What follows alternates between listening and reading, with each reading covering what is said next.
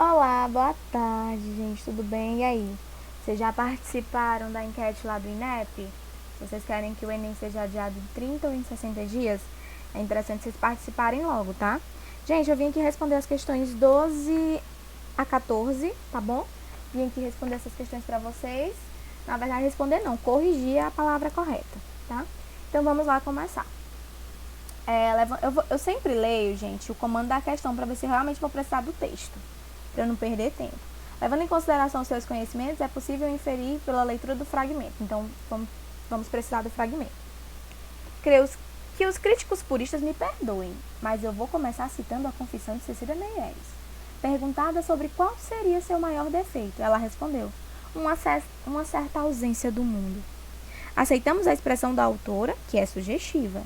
E se a confidente a julgava um defeito, invertemos o juízo e a consideremos uma qualidade, e até mesmo uma pista para compreendermos a densidade e estranha beleza da sua poesia. Uma linha mestra que percorre toda a obra de Cecília Meirelles, de Viagem, 1939, Solombra, 1963, é precisamente o sentido de distância do eu lírico em relação ao mundo. Foquem nisso. O sentido de distância do eu lírico em relação ao mundo. Para concretizar que este último termo traz de necessariamente abstrato, convém esclarecer que, por muito se entende, o fluxo de experiências vividas. Tudo quanto foi visto, amado, sofrido, paisagens contempladas, entes queridos, situações de prazer e de dor. É uma crítica de Alfredo Bose, tá? À poesia de Cecília Meirelles. Então vamos lá. Levando em consideração seus conhecimentos, tudo aquilo que nós já estudamos sobre Cecília, é possível inferir pela leitura do fragmento que Cecília Meirelles não se vincula diretamente à poesia social, como eu até falei para vocês. Marque isso aqui. Uma das vertentes da produção poética de 30 explica, gente, com certeza. Primeiro pela inferência, né? Onde é que eu sei? Quando ela, até pela fala dela, como é que ela se considerava, né? Qual um defeito dela? Uma certa ausência do mundo. Ou seja, ela não estava ligando, ela não estava muito interessada que sua poesia tratasse sobre o mundo, sobre as coisas que acontecessem no mundo. O que é a vertente da poesia de 30, que é a poesia social, lembram? Nós estamos estudando a segunda fase modernista, essa segunda fase precisamente na poesia, ainda vamos entrar na prosa. E essa poesia é a que consideramos, a que chamamos de poesia social. Até falei pra vocês, eu ainda não sei por que enquadram Cecília Meirelles dentro, não sei por que os livros históricos enquadram a Cecília dentro dessa poesia social. Porque assim, de poesia social ela tem no máximo a Inconfidência Mineira. Desculpa, caiu aqui o fone. Mas ainda não é mais uma história, é mais na verdade, um documento, é mais uma descrição de fatores históricos que aconteceram. Mas enfim, quem sou eu, né? Daqui a pouco, se eu quiser criticar, que eu seja uma crítica literária, né, gente? Então vamos lá. Levando em consideração, é possível dizer que ela não se vincula? Gente, é possível dizer sim, tá? Então você responde que é possível dizer sim, que ela não se vincula. Como é que você sabe? Explica, até pela própria fala dela, de uma certa ausência no mundo. Ou seja, Cecília Meirelles não se preocupava com o que acontecia no mundo ao redor, com os problemas, a temática do mundo. Então, o que ela se preocupava, professora? Qual era, assim, a sua temática dentro das suas poesias? Gente, era o espiritual, era o íntimo. Ela era muito espirituosa, ela era muito intimista, ela gostava de estudar o próprio ser, gostava de estudar o outro. Mas, assim, de poesia engajada, não. Falando em poesia engajada, vocês assistiram o vídeo que eu mandei da doutora Ana Dessa Estrela. Gente, eu fui falar com a minha... eu não fui a Brasília, mas eu fui falar com ela, tá? Ela é uma super amiga minha e faz doutorado lá. E eu consegui esse vídeo pra vocês. É exclusivo, não peguei da internet e joguei, não. É exclusivo. Inclusive, dos livros que ela citou, eu tenho aqui. Tenho em PDF e posso te enviar. Então, se você não assistiu, dá uma passada lá. Eu gostaria muito de dizer, arrasta aqui pra cima. Mas assim, tá, gente, pelo amor de Deus, é uma desfeita com a menina e comigo, né? Vamos lá, segundo Alfredo Bose, Cecília Meirelles teve como tema recorrente o sentimento de distância do eu lírico em relação ao mundo. Correto, esse sentimento de distância dela em relação ao mundo.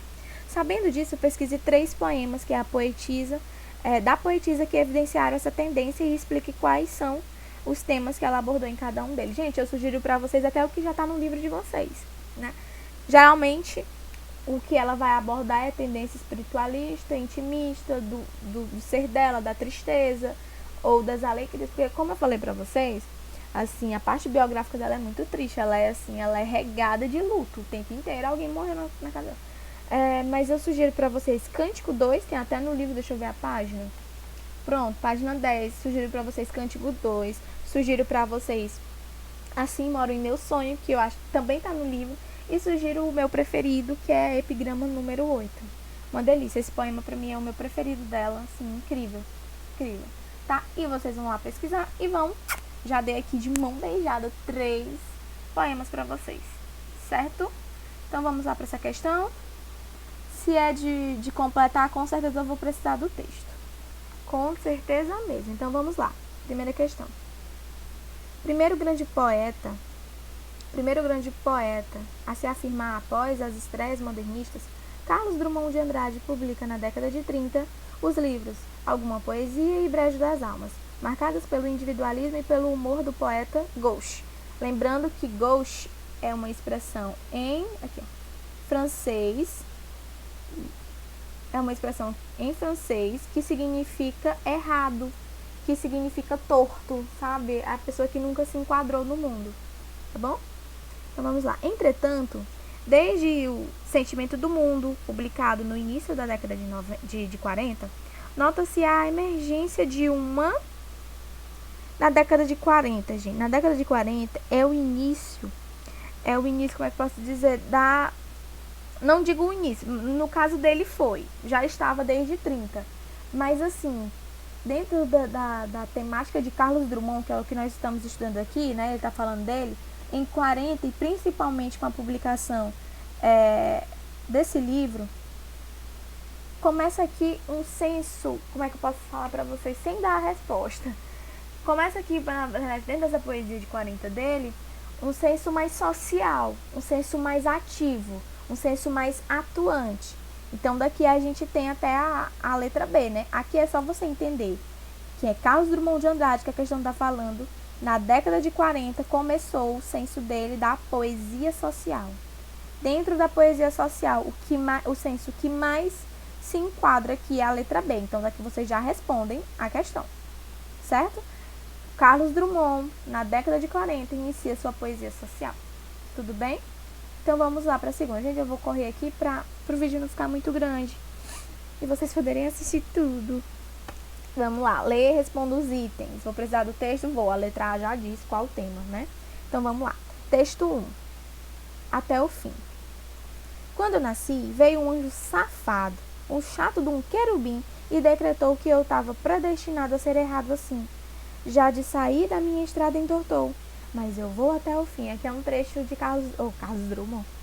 Aqui é um texto, gente, de Chico Buarque. Na verdade, é uma releitura, uma intertextualidade desse texto 2, o poema de Sete Faces, quando diz assim: quando nasci, um anjo torto, desses que vivem na sombra, disse: vai, Carlos, ser gauche na vida. Tá? Vai, Carlos, ser errado na vida. Vocês notam aí, dentro que diz assim aqui. Os dois textos não só se assemelham com relação ao tema, de que tratam, como também a estruturação. Vamos lá, letra A. O tema, que tema é desenvolvido entre ambos os textos? Gente, que tema que é desenvolvido entre ambos os textos? É esse desajustamento da vida, né? É de como o eu lírico nunca se sente adequado e adaptado em um lugar, é como ele sempre se sente errado, é como se sempre ele se sente torto, é como se ele se sentisse o tempo todo inadequado. Então, os dois, eles têm essa temática de ser sujeito gauche, ser sujeito errado, desse seu desajustamento da vida, como nunca se enquadrar em nada, tá? Então, esses são os temas. E a letra B pergunta assim: qual a semelhança na estrutura deles? Dê um exemplo. Gente, várias. Primeiro que eles começam com uma oração adverbial temporada, né? Adverbial temporal, quando eu nasci, e aqui quando eu nasci. Então, o primeiro verso, ele é praticamente igual, tá? Ele já tem a mesma estrutura. Outra questão de semelhança na estrutura, eles são em versos, né? São poesias, então são versos. Tem versos livres, aqui a gente não vê uma rima fechada. Não tem metrificação, então são versos livres. Não tem rimas, tudo bem? Você pode colocar. Ambos iniciam com orações adverbiais temporais, quando eu nasci. Então aí eu já dei mais de um exemplo para vocês, tá? Aguardem o próximo vídeo, espero que vocês tenham entendido. Aguardem o próximo vídeo que vem mais coisas aí pra gente do modernismo, tá bom? Então tá, gente, beijos, tchau, tchau.